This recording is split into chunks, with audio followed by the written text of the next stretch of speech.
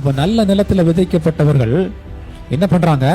வசனத்தை கேட்கிறாங்க, அதை உணர்கிறார்கள், அதனால அவர்கள் கனி தருகிறார்கள். பிரியமானவர்களே, லூக்கா 8 அதிகாரத்திலையும் 15 வசனத்திலையும் இதை குறித்ததான ஒரு வசனம் சொல்லப்பட்டிருக்கிறது.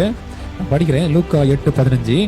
நல்ல நிலத்தில் விதைக்கப்பட்டவர்கள் வசனத்தை கேட்டு அதை உண்மையும் நன்மையுமான இருதயத்திலே காத்து பொறுமையுடனே பலன் கொடுக்கிறவர்களா இருக்கிறாங்க. என்னெல்லாம் பண்றாங்க? வசனத்தை கேட்கிறாங்க, அதை உணர்கிறார்கள், மூன்றாவதாக தங்களுடைய இருதயத்துல காத்து கொள்கிறார்கள், நான்காவதாக பொறுமையுடனே இருக்கிறார்கள். அல்லேலூயா.